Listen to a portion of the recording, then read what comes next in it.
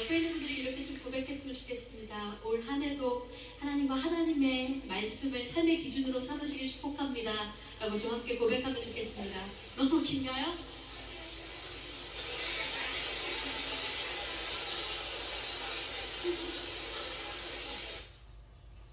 주 사랑 거친 풍랑에도 기쁨 많아서 나를 잠잠케 해. 주 사랑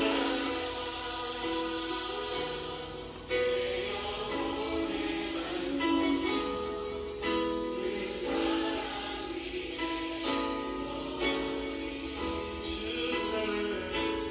주 사랑 거친 풍랑에도 기쁨 많아서 나를 잠잠케 해. 주 사랑 내 영혼의 반석 그 사랑 위에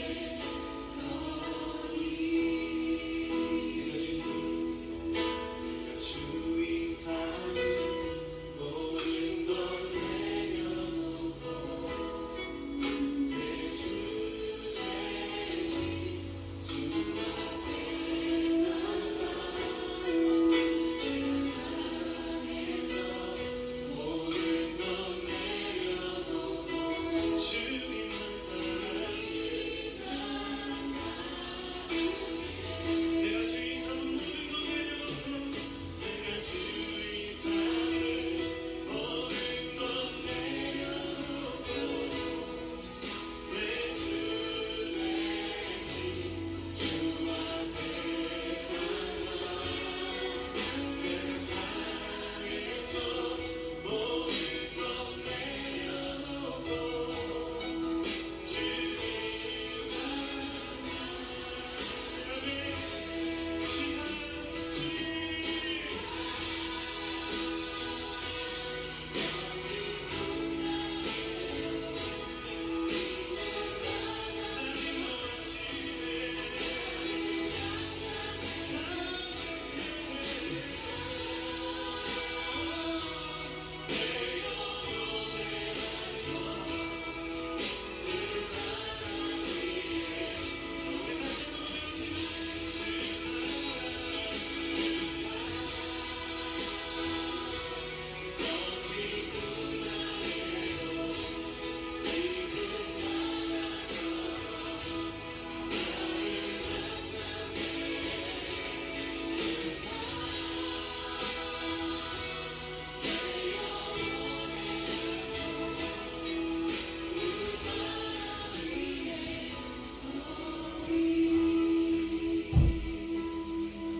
우리가 주님을 기뻐할 수 있는 것은 주님이 우리의 기쁨이 되시기 때문입니다. 우리 안에 완벽하게 주님께서 이루신 것 때문에, 그리고 이루실 것을 우리가 신뢰하기 때문에 하나님이 완전하시기에 내가 나의 삶과 환경을 기뻐하기보다 나의 삶을 인도하실 주님을 기뻐하는 것으로 고백합니다. 주님, 우리가 주님의 삶 가운데 있음을 감사합니다. 오늘도 우리를 붙드신 하나님, 나의 삶을 붙드신 주님의 사랑을 우리가 기억하며 우리가 누구인지 그 사랑에 우리 위하여 피 흘려 주신 그 주님의 그 놀라우신 사랑을 기억하며 우리가 살기 원합니다. 우리가 주의 사랑을 기억하며 다시 한번 이 찬양 드리며 주 앞에 나아갔으면 좋겠습니다. 하나님, 나의 삶을 붙드신 주님, 나의 삶을 덮으신 주님의 은혜와 사랑을 감사합니다. 나의 삶이 주님 되시기로지 내가 주의 사랑 주의 사랑 모든 것 내려놓고 내 주 대신 주 앞에 나가 내 사랑에서 모든 것 내려놓고 주님만 사랑해. 내가 주인 삶을 내가 주인 삶을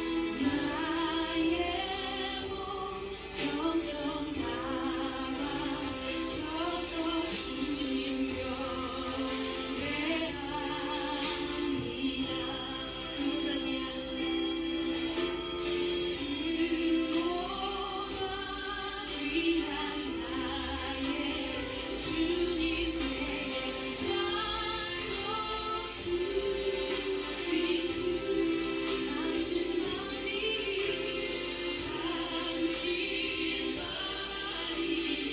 나의 기쁨 또한 나의 찬송에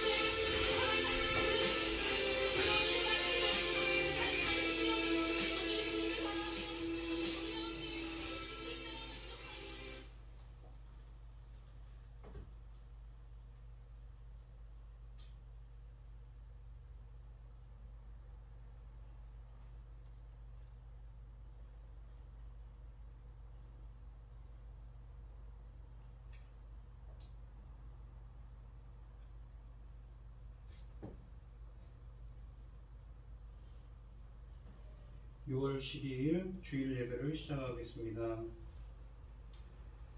여호와는 나의 목자시니 내게 부족함이 없으리로다. 그가 나를 푸른 풀밭에 누이시며 쉴 만한 물가로 인도하시는도다. 내 영혼을 소생시키시고 자기 이름을 위하여 의의 길로 인도하시는도다. 내가 사망의 음침한 골짜기로 다닐지라도 해를 두려워하지 않을 것은 주께서 나와 함께 하시리라. 주의 지팡이와 막대기가 나를 안위하시나이다.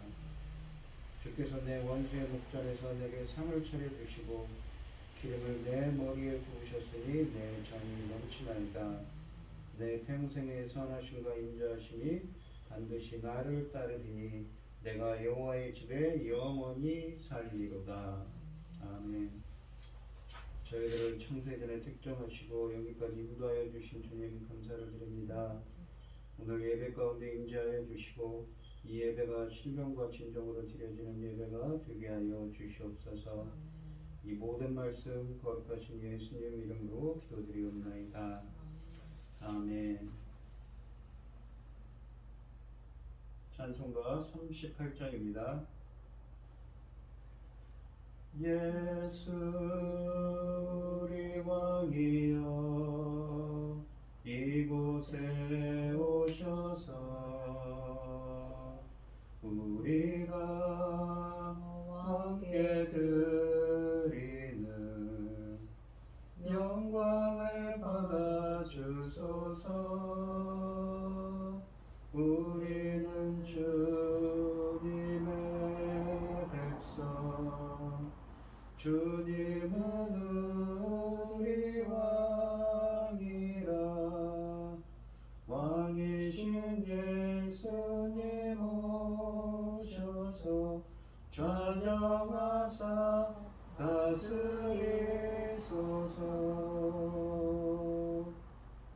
예수 우리 주시여 이곳에 오셔서 우리가 주께 드리는 찬양을 받아주소서. 우리는 주님의 종들, 주님은 우리 주시라. 주 대신 예수님 오셔서 이 찬양을 받아주소서. 아멘. 사도신경 하심으로 신앙 고백하시겠습니다. 전능하사 천지를 만드신 하나님 아버지를 내가 믿사오며 그 외아들 우리 주 예수 그리스도를 믿사오니 이는 성령으로 잉태하사 동정녀 마리아에게 나시고 본디오 빌라도에게 고난을 받으사 십자가에 못 박혀 죽으시고 장사한 뒤 사흘 만에 죽은 자 가운데서 다시 살아나시며 하늘에 오르사 전능하신 하나님 우편에 앉아 계시다가 저리로서 산자와 죽은 자를 심판하러 오시리라. 성령을 믿사오며 거룩한 공예와 성도가 서로 교통하는 것과 죄를 사하여 주시는 것과 몸이 다시 사는 것과 영원히 사는 것을 믿사옵나이다. 아멘. 교동문 20번입니다. 시편 33편입니다. 교동문 20번입니다. 제가 먼저 하겠습니다. 너희 의인들아 여호와를 즐거워하라. 찬송은 정직한 자들이 마땅히 할 바로다. 수금으로 여호와께 감사하고 열절 비파로 찬송할지어다. 새 노래로 그를 노래하며 즐거운 소리로 아름답게 연주할지어다. 여호와 말씀 정직하며 그가 행하시는 일은 다 진실하도다. 그는 공의와 정의를 사랑하시며 세상에는 여호와의 인자하심이 충만하도다. 여호와 말씀으로 하늘이 지음이 되었으며 그 만상을 그 입 기운으로 이루셨도다. 그가 바닷물을 모아 무더기같이 쌓으시며 깊은 물을 곳간에 두시도다. 온 땅은 여호와를 두려워하며 세상의 모든 거민들은 그를 경외할지어다. 아멘. 찬송가 315장을 하시고 고현희 집사님 기도해 주시겠습니다. 내 주 대신 주를 참 사랑하고 곧 그에게 죄를 다고합니다. 그 은혜를 주신 내 예수시니 이전보다 더욱 사랑합니다. 주 날 사랑하사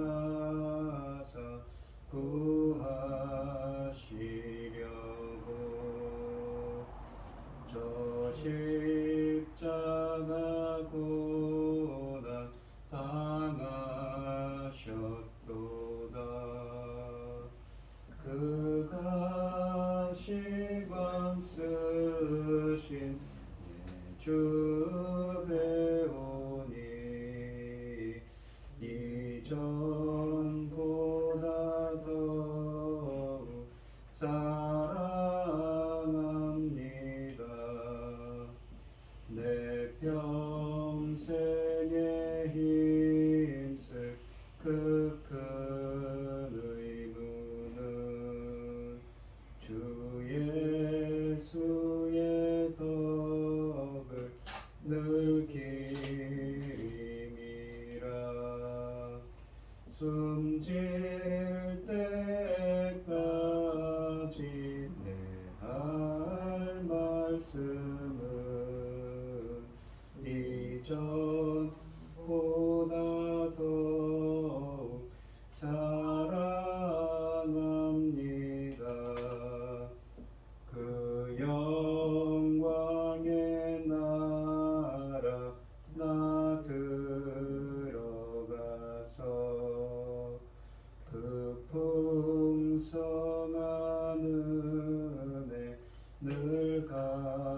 감사하리 금멸류관 쓰고 날 찬송할 말 이전보다 더욱 사랑합니다.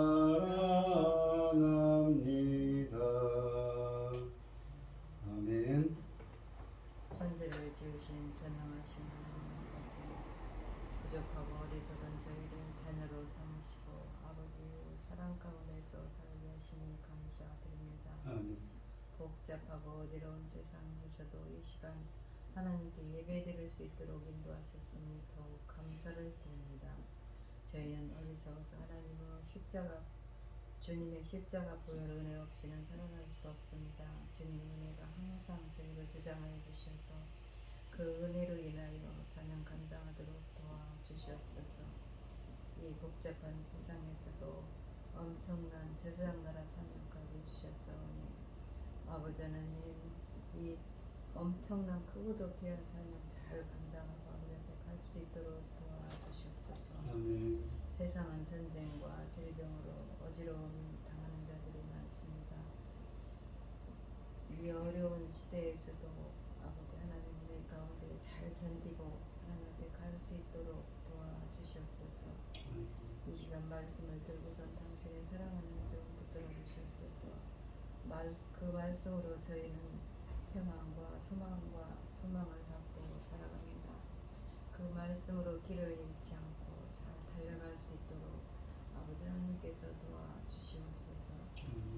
이 모든 말씀 억만 죄악 가운데에서 저희를 구원하여 주신 예수 그리스도 이름으로 기도하옵나이다.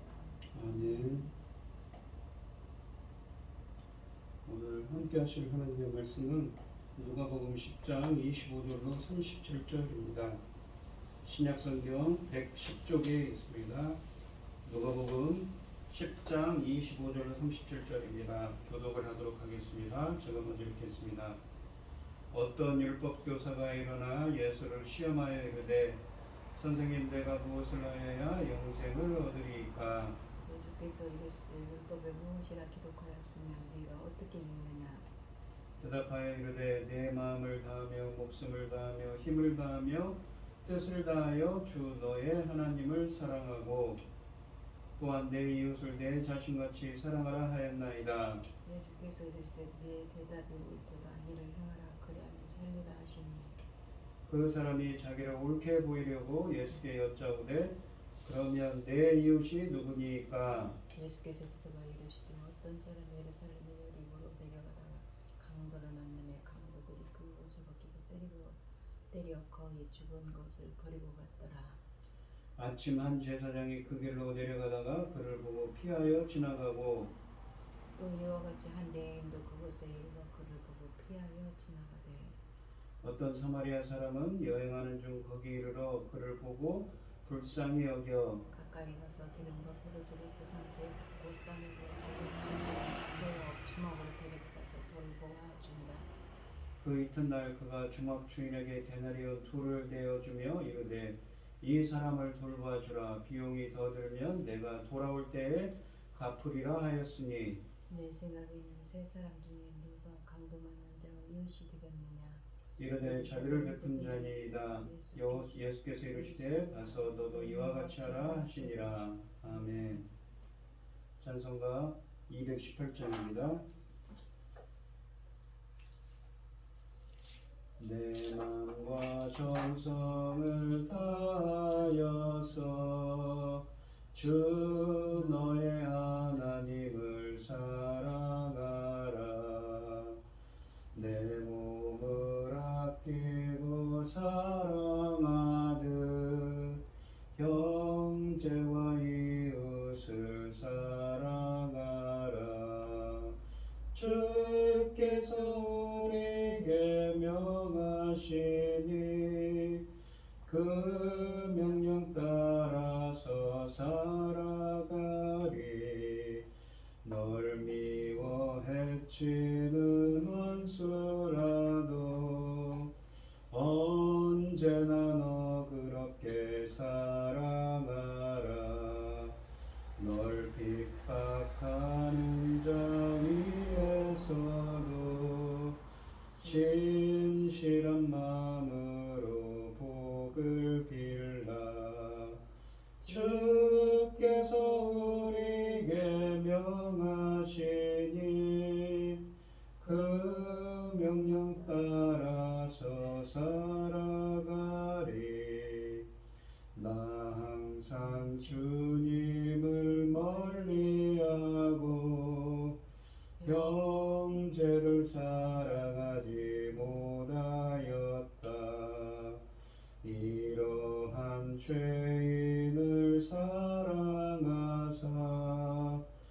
주께서 몸버려 죽으셨다.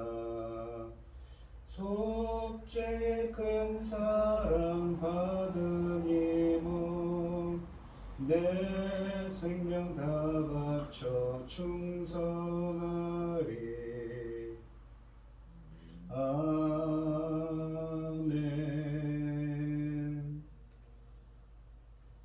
오늘 본문 말씀의 제목은 가서 너도 이같이 하라입니다. 예수님께서는 오늘 본문 말씀을 보시면 자신을 시험하는 율법 교사에게 참다운 이웃이 누구이신지, 그리고 영생의 길인 이웃사랑의 참된 의미를 선한 사마리아인의 비유를 통해서 가르쳐 주시고 계십니다. 25절 말씀을 보시면 어떤 율법 교사가 일어나 예수를 시험하여 이르되 선생님, 내가 무엇을 하여야 영생을 얻으리까? 라고 되어 있습니다. 이 영생을 얻으리까라는 말은, 이 얻으리까라는 말은 이 클레로 노메오라는 헬라어로서 상속하다는 의미입니다. 이 본문을 보시면 누가는 이 사건의 배경에 대해서 아무것도 밝히지 않습니다. 이 헬라어 성경에 보시면 헬라어 원문에는 이 한글 성경에는 나와 있지 않지만, 이 절의 맨 앞에 한글 성경에는 나오지 않지만 헬라어 성경에는 카이이두, 그러니까 그리고 보라라는 이 헬라어 표현이 나옵니다. 이 사건은 앞에서 소개된, 그러니까 11절, 21절로 24절에 있는 이 사건과 관련이 있다는 것을 넌지시 알려줍니다. 거기 보시면 계시를 받는 자에게는 하나님을 아는 자가 없느니라. 주님은 이 어린아이 같은 자들에게 계시를 한다고 알려주시죠. 비밀을 드러낸다고 알려주십니다. 이 본문에 보시면 어떤 율법교사가 예수님에게 다가와서 질문합니다. 이 율법교사는 예수님을 시험하기 위해 한 가지 질문을 합니다. 이 시험하다는 말이 여기 본문에는 에크페이라조라는 말입니다. 이 에크라는 접두어와 페이라조, 그러니까 시험하다는 말의 합성어입니다. 이 페이라조, 시험하다는 단어는 때때로 유대 지도자들이 예수님에게 이의를 제거하거나 예수님을 시험할 때 사용된 단어입니다. 그러니까 이 율법교사는 예수님에게 왔지만 좋은 의도로 온 것은 아니었지요. 율법교사는 영생을 얻기 위해 자신이 무엇을 해야 하는지 예수님에게 질문합니다. 이 영생을 얻다 할 때 이 얻다는 말이 기업으로 물려받다, 상속하다는 말입니다. 이 율법학자는 어떻게 자신이 영생을 확실히 얻을 수 있는지 알고자 하는 것입니다. 이 율법교사는 과연 예수께서 이 영생에 관한 근본적인 질문에 올바른 대답을 제시할 수 있는지 시험하고자 합니다. 그에게 그 나라에 들어간다는 것은 무엇인가 행하는 것을 의미했습니다. 그는 하나님의 은혜의 개념을 이해하지 못하고 있습니다. 26절에 보시면 예수께서 이르시되 율법에 무엇이라 기록되었으며 네가 어떻게 읽느냐, 네가 어떻게 읽느냐 했는데, 읽는다라는 이 헬라어가 뭐냐면 아나기노스코입니다. 아나라는 이 헬라 접두어가 기노스코, 알다라는 말의 이 합성어입니다. 이것은 어떤 의미냐면 정확히 알다, 읽다라는 말입니다. 그러니까 예수님께서 말씀하셨는데 율법에 무엇이라 기록되었고 네가 어떻게 정확히 알고 있냐는 말입니다. 예수님은 율법에 대해 질문하는 것으로 반응합니다. 곧 율법에 하나님의 뜻이 어떻게 표현되어 있는가라고 묻고 계신 것이지요. 이와 같은 반응을 통해 예수님은 자신이 유대교 전승의 가르침을 부인하는 것이 아니라는 것을 밝힙니다. 율법은 하나님이 자기의 백성에게 주신 것으로서 표준이 되는 가르침이지요. 그 율법 교사의 질문이 본질을 향하게 하는 것을 통해 예수님은 그의 시험에서 벗어납니다. 이제 그 율법 교사는 율법에 기초하여 자신이 예수님에게 제기한 질문에 대해 스스로 대답해야 합니다. 27절에 보시면 대답하여 이르되 내 마음을 다하며 목숨을 다하며 힘을 다하며 뜻을 다하여 주 너의 하나님을 사랑하고 또한 내 이웃을 내 자신같이 사랑하라 하였나이다 라고 말씀하십니다. 이 율법교사는 가장 위대한 계명이라고 불리던 것을 인용하는 것으로 대답합니다. 그것은 신명기 6장 5절과 레위기서 19장 18절의 말씀을 결합하는 것입니다. 이 신명기의 인용 구문에서 하나님의 백성이 하나님을 기쁘시게 하는 본질은 하나님에게 온전히 헌신하는 삶을 사는 것이라고 합니다. 또한 레위기서 19장 18절의 이 본문은 어떻게 우리가 이웃을 대하여야 하는가라는 질문과 관련해서 하나님에게 요구되는 것과 평행을 이루는 헌신을 요구합니다. 장차 영원한 생명을 받는 것에 대한 질문에 대해서 이 율법교사는 이 추상적인 의미가 아니라 오히려 사랑과 헌신적인 섬김이라는 구체적인 용어로 대답하고 있습니다. 우리는 하나님과 사람들을 모두 사랑해야 합니다. 여기서 누가는 4가지 용어로 한 사람의 인격의 구성 요소에 대해 묘사합니다. 마음, 그러니까 마음과 목숨과 또 이 힘이라고 되어 있습니다. 그리고 뜻이라고 되어 있죠. 마음은 감정과 욕망과 애정의 중심이죠. 목숨은 푸시키라고 해서 한 개인의 존재, 그 존재 자체를 의미하는 말입니다. 힘이라는 건 이스케스라고 해서 이 능력을 뜻하고 이 의지를 뜻하는 말입니다. 또 뜻은 이 디아노니아라고 해서 지성의 중심, 인식 능력을 뜻합니다. 한 사람의 인격 전체가 온전히 반응해야 한다는 것을 강조하고 있습니다. 사랑에 대한 단어는 아가파오라고 하는 말입니다. 영세에는 아가페죠. 전적으로 비이기적인 사랑을 의미합니다. 친구 간의 사랑인 이 친구 간의 우애를 뜻하는 필레오와 남녀 간의 사랑을 뜻하는 에로스와는 다릅니다. 어떤 것도 하나님께 받쳐지지 않은 영역이 있을 수 없습니다. 전인이 사랑해야 한다는 것을 강조하고 있는 것이지요. 이런 식으로 하나님을 사랑하는 것은 한 개인의 수직적인 관계에 대한 모든 명령을 완전히 성취하는 것입니다. 그러나 이 명령이 전부가 아닙니다. 율법이 말하는 또 다른 명령이 있는데 그것은 내 이웃을 내 몸과 같이 사랑하는 것입니다. 이것은 하나님과 인간관계는 수직적인 관계라면 이 사람들 사이의 수평적 관계를 가리킵니다. 자신의 이웃을 사랑하지 않고서 하나님과 올바른 수직관계를 유지할 수도 없지요. 28절에 보시면 예수께서 이르시되 내 자담이 옳도다 이를 행하라 그러면 살리라 하시니라 라고 합니다. 이 행하다라는 말은 현재형으로서 계속 행하라는 것입니다. 이 포이에오라는 말로서 아까도 이 율법교사가 무엇을 행하여 영생을 얻으리까 무엇을 행하다 할 때 포이에오라는 말을 썼는데 또 씁니다. 포이에오라는 말은 만들다, 행하다, 창조하다는 의미입니다. 그러면 살리라 하시니라, 살리라라는 건 미래를 뜻하면서 이 자오라고 해서 영생을 얻다는 의미입니다. 생명을 얻다는 의미죠. 예수님은 그 율법교사가 올바른 답변을 제시했다고 그를 칭찬합니다. 그의 대답의 핵심은 하나님과의 관계 및 하나님에 대한 헌신을 인정합니다. 그러자 예수님은 그 율법교사가 하나님을 사랑하는 것을 추구하고 또한 그의 이웃을 섬기라고 권면합니다. 그러면 그는 영생의 길을 향해 나아갈 것이라고 말씀하시는 것이죠. 예수님은 그에게 명령과 함께 약속을 제시합니다. 곧 그대로 행하여라. 그러면 살 것이다. 이 현재 명령형인 이 포이에오, 실행하다라는 말에는 계속 사랑을 실천해야 한다는 의미가 담겨 있습니다. 이 절에서 예수님의 말은 구약성경을 명백하게 반영하는 것입니다. 많은 구약성경에서 이것을 행하도록 신명기 같은 말씀들에서 신명기 4장 1절, 6장 24절 등에서 말씀하시는 것이지요. 하나님이 요구하시는 것을 아는 것만으로는 충분하지 않은 것입니다. 그와 같은 지식은 반드시 삶 속에서 구체적으로 실현되고 적용돼야 하는 것입니다. 마음속 깊은 곳에서 우러나오는 사랑은 손과 발을 통해 전달되어야 하는 것입니다. 29절에 보시면 그 사람이 자기를 옳게 보이려고 예수께 여짜오되 그러면 내 이웃이 누구니까? 라고 합니다. 여기 보면 자기를 옳게 보인다라는 말은 옳게라는 말은 디카이오라고 해서 의롭게 보이려고, 그러니까 자기를 의롭게 의도하다는 말입니다. 보이려고라는 말은 원하다, 의도하라는 말입니다. 이게 자기가 의롭다는 것을 보여주려고 예수께 여쭤보되 그럼 내 이웃이 누구니까? 라고 묻습니다. 그러니까 이 율법교사는 지금 예수님을 시험하고는 또한 자기가 이 자기의 우월성을 드러내 보이려고 지금 좋은 의도로 온 게 아니죠. 이 절에서 율법교사는 28절에 제시된 예수님의 명령에 반응합니다. 그의 반응은 이어지는 비유의 배경을 제공하여 줍니다. 얼핏 판단하기에 이 율법교사의 질문은 순수한 것처럼 여겨집니다.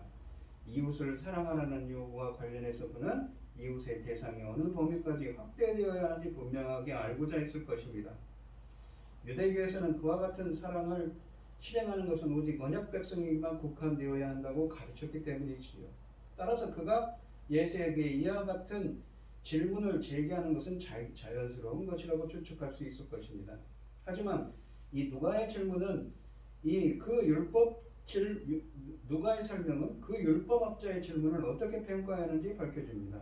누가복음에서 그가 자기를 옳게 보이려고 했다고 말합니다. 여기서 사용된 헬라어 디카이오라는 것은 자기를 정당화하는 것이죠. 자기가 의롭다라고 보여주려고 의도했다는 것이지요. 그렇다면 내 이웃이 누구니까? 라는 이 율법교사의 질문의 의도는 무엇인가라는 것입니다. 그러니까 자기가 옳다는 것이, 자기의 우월성을 보이려고 했다는 것이지요. 그러니까 이 율법교사는 지금 유대인으로서 이 선민의식이 강하기 때문에 이웃이 누구라는 것입니까? 바로 이웃사랑을 누구한테 행해야 되냐면 자기들, 그 유대인들에게만 국한돼서 설명하는 것이지요. 하지만 하나님의 복음은 이방인에게도 열려 있습니다. 예수님은 모든 사람을 이웃의 대상에 포함시키려고 하는 것입니다. 포함시키십니다. 하나님이 제시하시는 원리가 아니라 인간적인 생각으로 하나님에게 나아가고자 하는 것을 통해서 최선을 추구자 하는 이 율법교사의 관점과는 태도에는 무엇인가 잘못되어 있다는 것을 드러내주고 있습니다. 예수님은 이웃의 범위를 제한하는 것을 인정하지 않습니다. 이 비유는 하나님의 요구는 그의 입장에 이의를 제기한다는 것을 밝혀주고 있습니다. 그의 질문은 그가 하나님의 요구에 충분히 반응할 만큼 하나님을 사랑하는지가 됩니다. 과연 그는 사람들의 혈통을 전혀 묻지 않고 모든 사람이 이웃이 되어준 만큼 다른 사람들을 사랑하는가요? 그렇지 않다는 것이죠. 유대인들만 생각하고 있습니다. 30절에 보시면 예수께서 대답하여 이르시되 그러면서 이제 이 어떤 예를 들고 있습니다. 어떤 사람이 예루살렘에서 여리고로 내려가다가 강도를 만나며 강도들이 그 옷을 벗기고 때려 거의 죽은 것을 버리고 갔더라라고 합니다. 예수님은 강도들을 만난 어떤 사람에 대해 이야기하기 시작합니다. 희생자에 대해 최소한으로 묘사하는데, 왜냐하면 이 비유의 초점은 희생자가 아니지요. 오히려 누가 이 희생자를 구했는가라는 데 초점이 맞춰져 있습니다. 예루살렘에서 여리고로 여행하기 위해서는 여호수아서 18장 17절에 보면 아둠맨 비탈을 지나가야 된다고 합니다. 근데 이곳은 어떻습니까? 해발 800m에서부터 해수면 아래 250m까지 내려가는 길입니다. 그리고 그 길은 27km나 되는 긴 길이고 오래전부터 그 길을 여행하는 것은 위험하기로 악명이 높았습니다. 그 길에는 돌들이 많고 사막지역을 꼬불꼬불하게 지나가기도 했고 주변에는 동굴들이 많아서 강도들이 그 동굴들의 몸을 감추고 그곳을 지나가는 사람들을 기다리고 있었습니다. 심지어 예수님이 이 공생의 기간에도 이 공생의 기간 그 시간 후에 몇 세기 후에도 강도들은 이 길에서 여행자들을 강탈했다고 합니다. 이 비유에 등장하는 어떤 사람은 강도들을 만날 운명에 있습니다. 헬라어 명사인 이 레스테스는 노상강도나 산적을 가리킵니다. 이 강도들은 그 사람을 심각한 상태에 빠뜨려 놓고 달아났습니다. 왜냐하면 그들은 그 사람의 돈과 물품을 빼앗고 옷을 벗기고 때려서 그야말로 그는 그의 죽은 상태에 놓여 있었기 때문입니다. 그 사람의 목숨은 경각에 달려 있지요. 이 31절에 보면 마침 한 제사장이 그 길로 내려가다가 그를 보고 피하여 지나가고, 여러분 이 제사장은 그 어려움을 당한 사람들 그 강도를 만난 사람을 보고 어떻습니까? 그냥 피해서 지나갑니다. 제사장이 어떤 사람입니까? 성전에서 성막에서 하나님을 섬기는 성직자지요. 근데 그를 보고 지나갑니다.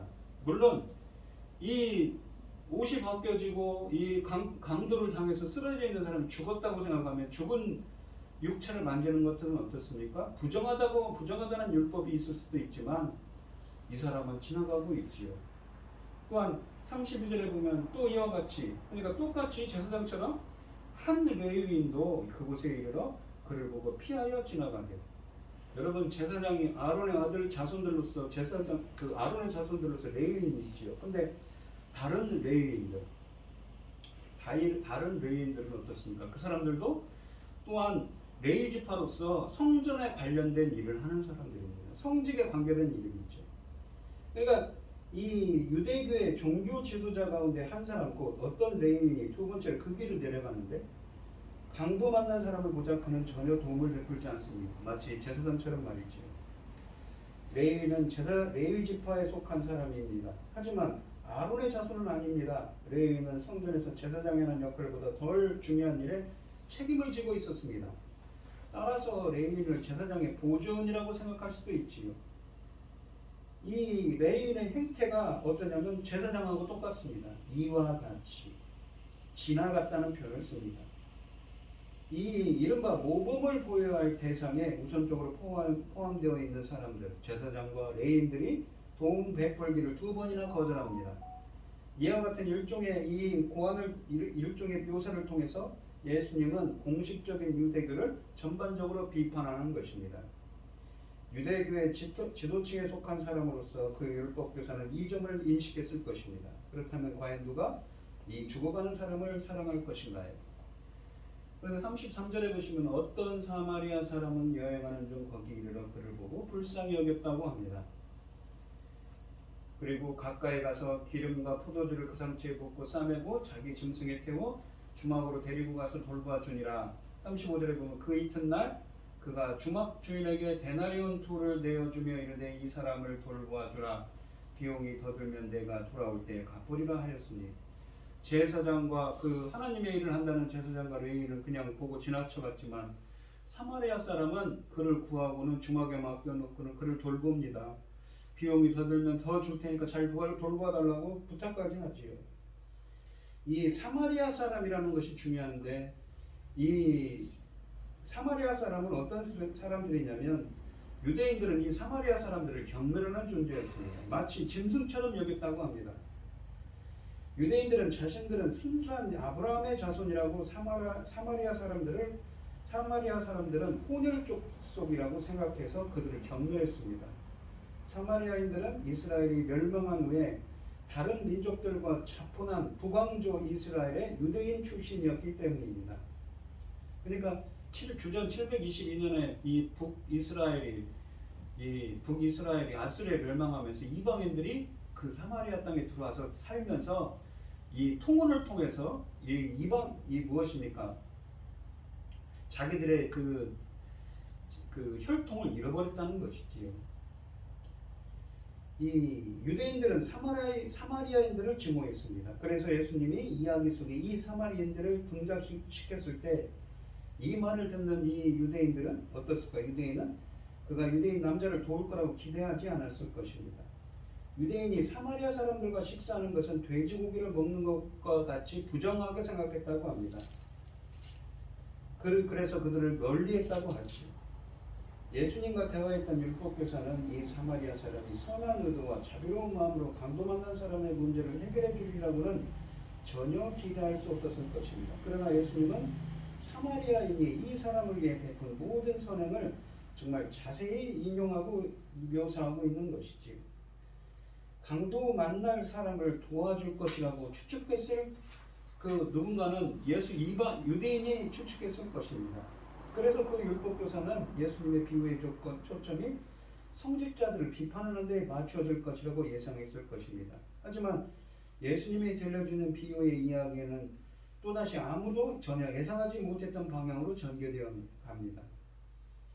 바로 이 점이 이 비유의 핵심을 이룹니다. 이같이 보잘것없는 사람, 이스라엘에서 떨어져 나가 멸시당하던 이 사마리아 같은 사람이 강도 만난 사람을 도와줍니다. 재물과 시간과 수고를 드리는 것을 마다하지 않고 살아있게 반응하며 그 사마리아 사람은 이른바 모범적인 유대인들보다 훨씬 선한 행동을 보여줍니다.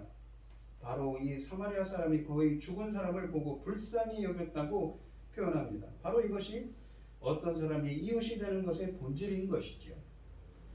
전후 문맥을 살펴볼 때 이것은 사랑에 대해 정의하는 또 다른 방법입니다. 이것은 이 37절에 있는 자비를 베풀다라고 불리는 행동이었습니다. 이 비유의 이야기는 강도 만난 사람의 이웃으로서 사마리아 사람이 행동하는 것에 초점을 맞추고 있습니다. 제사장과 레위인은 그냥 지나쳐갔지만 이 사람은 도움이 절실하게 필요한 사람을 발견하고 그를 최선을 다해 보살폈던 것이지요.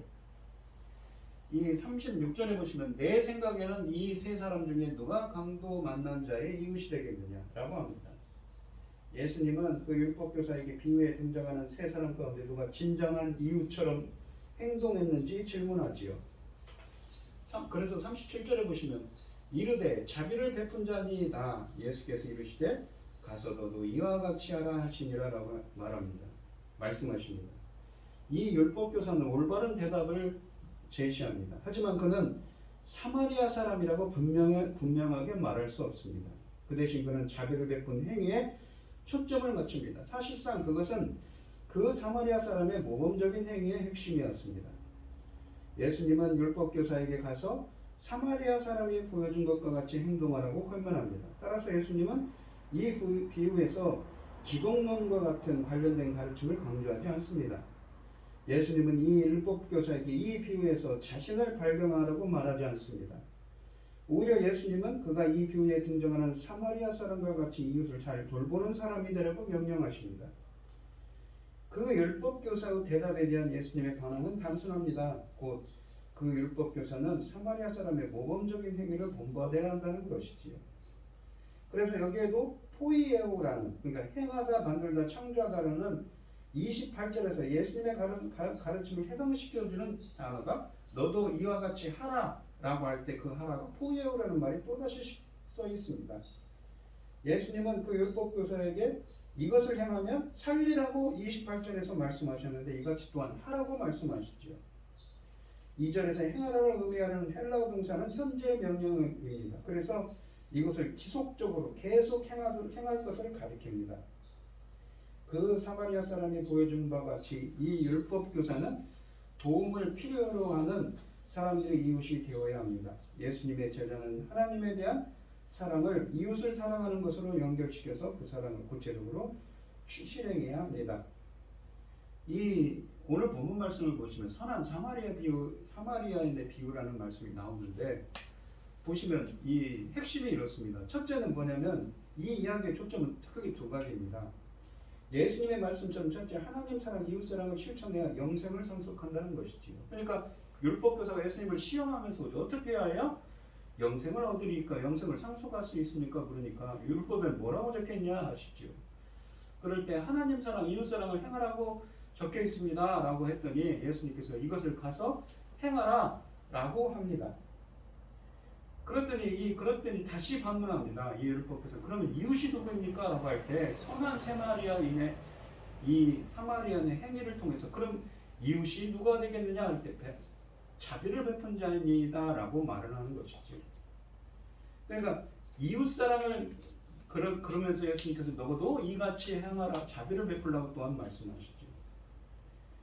이 예수님의 말씀처럼 첫째는 이 초점이 되는 두 가지가 있는데 첫째는 무엇이냐면 하나님 사랑, 이웃 사랑을 실천해야 영생을 상속한다는 것이고 둘째는 강도 만난 사람을 도운 선한 사마리아처럼 자비를 베푼 자로 우리도 행해야 한다는 것입니다.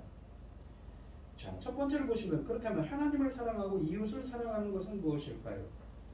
우리가 아까도 말씀드렸듯이 이 성경에 나와 있는 사랑은 거의 대부분이 아가페적 사랑입니다.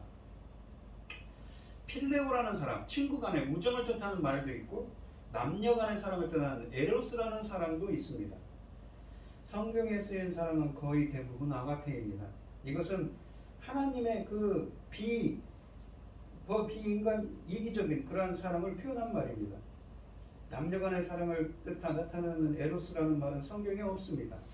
이 아가페적인 사랑의 대표적인 것이 무엇입니까? 바로 독생자 아들 예수 그리스도를 우리의 모든 죄를 사하기 위해서 십자가에 달리게 하신 그 하나님의 사랑입니다. 그렇다면 인간이 하나님을 사랑하는 것은 무엇인가요? 그러니까 하나님이 누군가 사랑했다는 것은 무엇입니까? 그 사람에게 은혜를 베풀었다, 구원을 베풀었다는, 자비를 베풀었다는 말인데 인간이 누군가를 사랑한다는 것은 무엇입니까? 요한일서 5장 3절에 보면 이런 말씀이 있습니다. 하나님을 사랑하는 것은 이것이니 우리가 그의 계명들을 지키는 것이다. 하나님을 사랑하는 것은 무엇이라고요?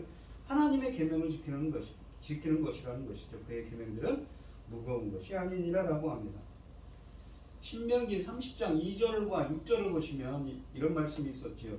너와 네 자손이 내 하나님 여호와께로 돌아와 내가 오늘 네게 명령한 것을 온전히 따라 마음을 다하고 뜻을 다하여 여호와의 말씀을 청종하면, 하나님의 말씀을 순종하고 지켜 행하면 이라는 말이죠. 순종하면 내 하나님 여호와께서 내 마음과 자손의 마음에 할례를 베푸사 너로 마음을 다하여 성품을 다하여 내 하나님 여호와를 사랑하게 하사, 하나님의 말씀을 순종하고 지키는 자들에게 하나님을 사랑하도록 마음을 다하고 뜻을 다하여 하나님을 사랑하도록 하사 생명을 얻게 할 것이라고 합니다. 생명을 얻다는 것이 뭡니까? 마음의 할례를 베풀어서 영생을 얻게 한다는 말이죠. 그러니까 하나님의 말씀을 청종하는 것이 여호와를 사랑하는 것이죠. 하나님의 계명을 지키는 것이죠. 그런데 그것은 주님은 이러한 자들에게 또한 생명을 얻도록 은혜를 베푸신다는 말씀입니다.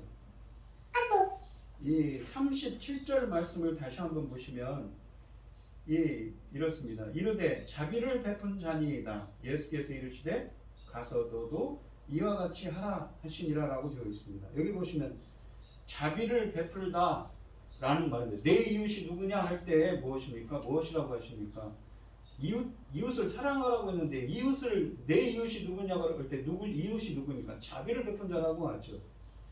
이 자비를 베푼 자라는 말은 헬라어로 뭐냐면 엘레오스, 자비, 긍휼을 뜻하는 말과 포이에오의 합성어입니다. 이 말은 어디에 쓰여있냐면 베드로전서 2장 10절에 쓰여져 있습니다.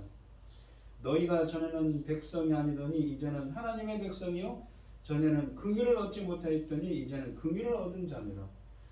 이 수동태로서 긍휼을 얻은 자라는 것, 구원받은 그 하나님 나라의 백성, 왕같은 제사장인 너희들에 대한 표현을 쓰면서 그렇습니다.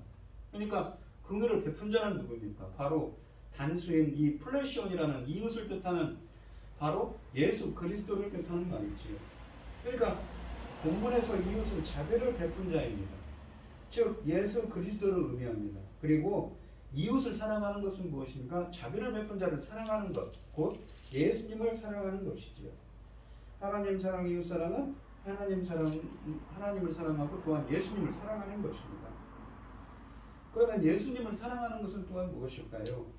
보시면 이 요한복음 14장 21절에 보시면 예수님께서 이런 말씀하십니다. 나의 계명을 지키는 자야 나를 사랑하니 나를 사랑하는 자는 내 아버지께 사랑을 받을 것이요. 그러니까 예수님의 계명을 지키는 자라야 또한 예수님을 사랑하는 자라고 합니다.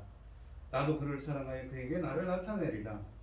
14장 23절에 보시면 예수께서 대답하여 이르시되 사람이 나를 사랑하면 내 말을 지키리니 내 아버지께서 그를 사랑하실 것이요 우리가 그에게 가서 그의 거처를 그와 함께 하리라.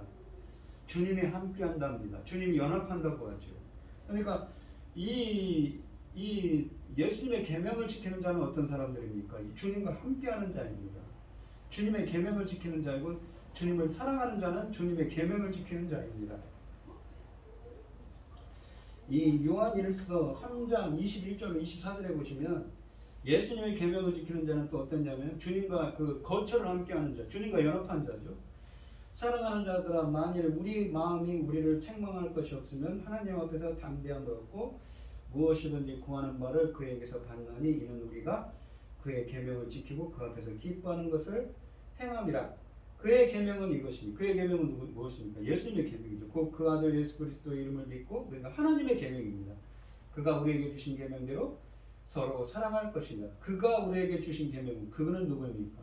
예수님이죠. 서로 사랑하라고 그랬었죠. 요한복음은. 그의 계명을 지키는 자는 주 안에 거하고 그러니까 그의 계명은 주는 그 안에 거하시나니 우리에게 주신 성령으로 말미암아 그가 우리 안에 거하시는 줄을 우리가 아느니라. 그러니까 주님의 계명을 지키는 자는 무엇인가? 주님과 연합한 자라는 의미를 담고 있습니다. 그가 내 안에, 내가 그 안에 거하는 것이죠. 주님과 함께한다는 의미입니다. 이것은 성경에 어떻게 표현됩니까? 이 로마서 6장에 보시면 무엇입니까? 성령 세례에 관한 이야기를 하고 있었죠. 죽으심이 하나 부활하심이 하나입니다. 예수 그리스도 합하여 세례를 받은 예수 그리스도 안으로 주님과 연합하여 세례를 받은 우리는 죽으심과 합하여 세례를 받은 줄 모릅니다. 그러니까 세례를 받다는 것이 뭐라고 그랬죠? 이 채소가 이 피클을 만들 때 데친다고 그랬지요. 주전 2세기에 니켄더라는 시인이 채소를 데치는 것을 표현한다고 그랬습니다. 밥티즈라는 이 세례를 받다는 의미가 세례라는 의미. 촉촉히 젖어들어서 완전히 영구적인 변화를 일으키죠. 뜨거운 물에 채소를 부으면 어떻습니까? 완전히 변해버리지요. 퍼머넌트 익스체인지, 영구적인 비가역적인 변화를 일으킵니다. 그런 변화를 통해서 이 죽으심의 연합을 통해서 부활하심의 연합을 통해서 완전히 변화를 일으킵니다. 그 죽으심과 아파의 세례를 받은 우리는 그와 함께 장사되었나니 아버지의 영광으로 말미암아 그의 죽은 자 가운데서 살리신 것 같아요. 죽은 자가 무엇입니까? 영적으로 죽은 자를 다시 일으켜 세우는 거죠. 영적인 부활이지. 우리로 또한 새 생명 가운데서 행하게 하려 하십니다. 생명의 새로운 가운데서 행하게 페리파테오, 인생의 길을 걸어가게, 새로운 생명을 얻고 영적인 생명을 얻고 걸어가게 합니다. 완전히 영적으로 죽은 자들이 영적으로 새로운 생명을 얻고 새로운 생명을 얻은 자로 퍼머넌트 익스체인지를 이루는 것입니다. 그러면서 이런 말을 6장 5절에서 합니다. 로마서 우리가 그의 죽으심과 같은 모양으로 연합한 자가 되었으면 또한 그의 부활과 같은 모양으로 연합한 자도 되리라. 부활과 유사한 게 닮은 유사인 같은 모양으로 연합한 자. 쉰 히토스라고 그랬어요. 쉰이라는 연합, 함께, 히토스라면 태어나다, 창조하다는 뜻입니다. 쉼, 휴라는 말에 합성어에 있죠. 근데 이 휴가 어디에 있습니까? 창세기 2장 7절에 우리 인간들이 그 천지 창조를 할 때 무엇입니까? 전에 말씀드렸듯이 우리 인간들이 천지 창조를 할 때 우리의 몸은 흙으로 만들고 무엇입니까? 코에 생기를 불어넣으시니 엠프위사 안에 새로운 생명을 창조했습니다. 근데 우리 인간들이 죄로 말미암아서 죄를 짓고는 영적으로 죽은 자가 되었죠. 근데 요한복음 20장 22절에 예수 그리스도께서 십자가에서 죽으시고 부활하신 예수 그리스도께서 숨을 내쉬며 가라사대 성령을 받으라. 성령을 숨을 내쉬며 이게 새로운 생명을 엠프위사 우리 안에 새로운 생명을 창조하심으로써 이렇게 이 무엇입니까? 성령을 통해서 새로운 생명을 창조하심으로써 새롭게 태어난 자, 새롭게 창조된 자가 되는 것입니다. 이렇게 죽으심의 연합, 부활하심의 연합을 통해서 연합된 자가 바로 이 이웃사람, 바로 예수님을 사랑하고 예수님의 계명을 지키는 자지요. 그런 의미를 담고 있는 것이 이 본문입니다. 그러니까 이 본문에서 보시면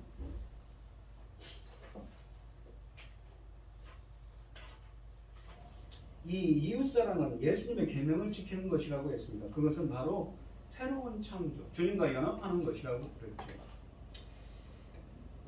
주님은 강도 만난 우리에게 있어서 어떤 사마리아인입니다. 이 비유 속에서 예수님의 사랑을 받아들이지 않으려는 완악한 유대인과 그 사람들에게 사랑을 베풀려는 주님의 모습을 찾아야 합니다.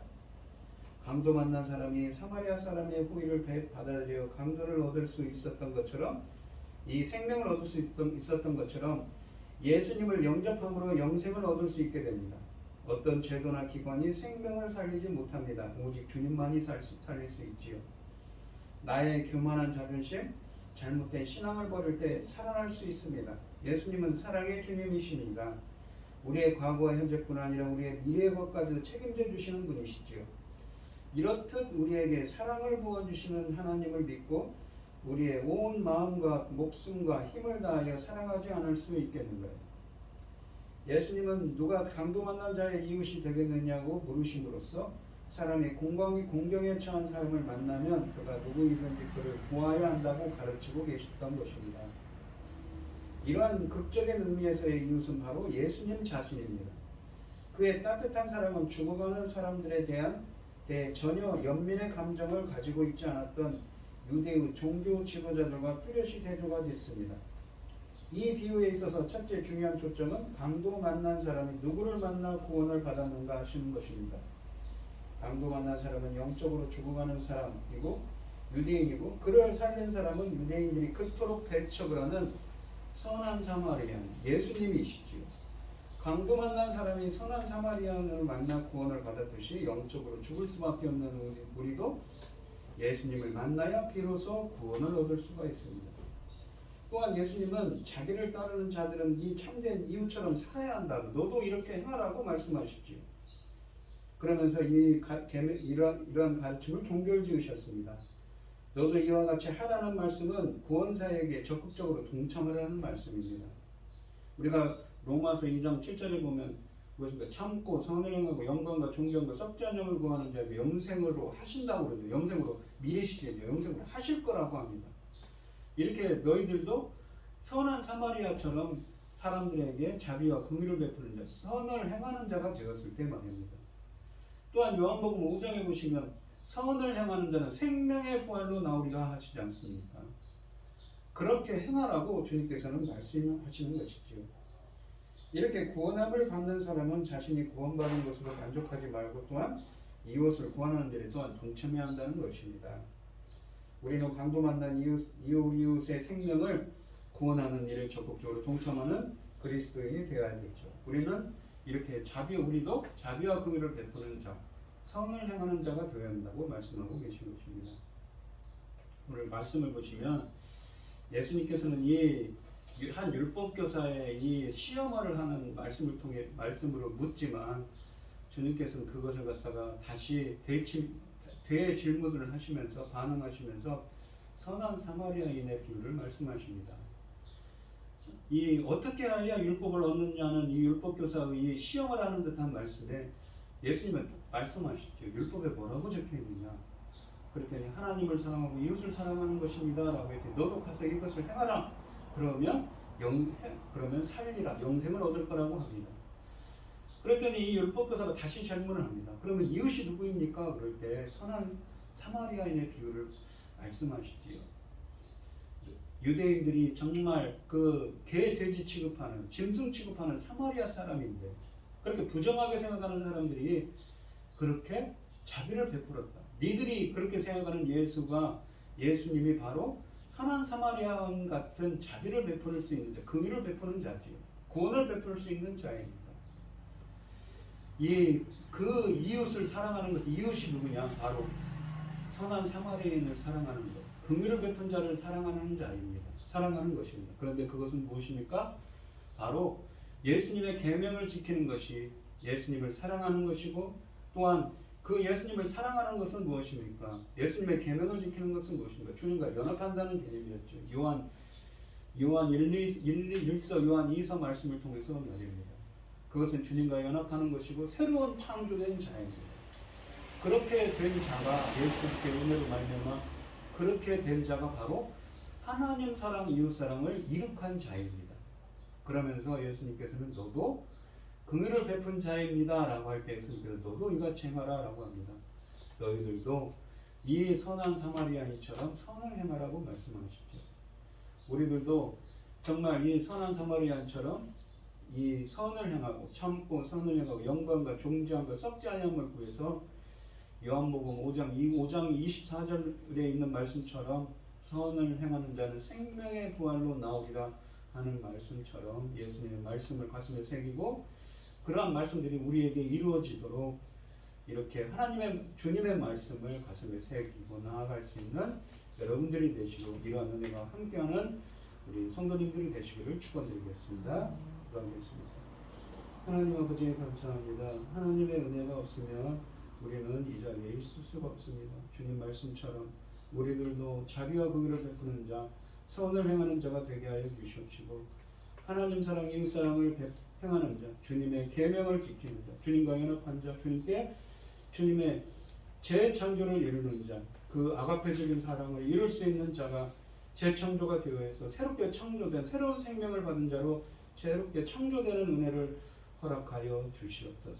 주님의 그 아가페적인 사랑을 이루는 삶을 살아갈 수 있도록 그 은혜를 역사가 있을 수 있도록 주님께서 붙들어 주시고 함께하여 주시옵소서. 이 모든 말씀 거룩하신 예수님 이름으로 기도합니다. 아멘. 찬송가 216장입니다.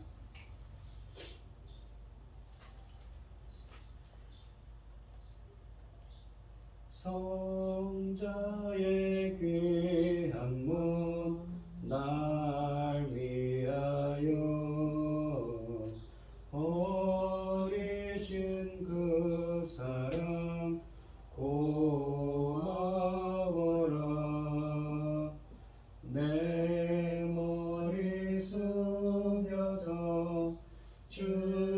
주님께 비는 말 나누어 주님께 바치리까 지금도 날 위해 간구하신 이 옅은 믿음이 아오나니 주님의 참사랑 고맙고 놀라워 찬송과 기도를 쉬지 않네 주님의 십자가 나도 지고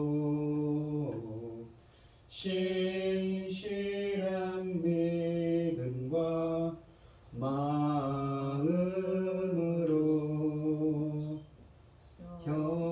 형제의 사랑과 친절한 위로를 네게 나 베풀게 하옵소서 만 가지 은혜를 받았으니 내 평생 슬프나 즐거우나 이 몸을 온전히 주님께 바쳐서 주님만 위하여 늘 살겠네. 아멘. 기도하겠습니다. 우리에게 모든 것을 주신 하나님 참 감사드립니다. 이 시간 주님께서 주신 많은 은혜와 사랑에 감사드리며 주님께 귀한 예물을 드리는 손길을 드리겠습니다. 드려지는 손길마다 주님께서 기억해 주시고 이 간과 기도에 귀 기울여 주시고 응답하여 주셔서 주님의 기뻐하시는 뜻을 행할 수 있도록 주님께 영광 돌릴 수 있는 저희들이 되게 하여 주시옵소서. 기뻐받아 헌양하여 주실 줄 믿사오며 이 모든 말씀 거룩하신 예수님 이름으로 기도합니다. 아멘. 찬송가 5장을 하시고 축도하심으로 오늘 예배를 마치겠습니다. 이 천지가 만물들아 복 주시는 주 여호와 전능성부 성자 성령 찬송하고 찬송하세.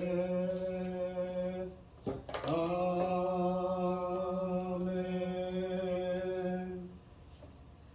이제는 주 예수 그리스도의 은혜와 하나님의 극진하신 사랑과 성령의 교통하심이 하나님 사랑, 이웃 사랑을 실천하기를 소원하는 성도들 머리머리 위에 이제로부터 영원히 함께 있을지어다.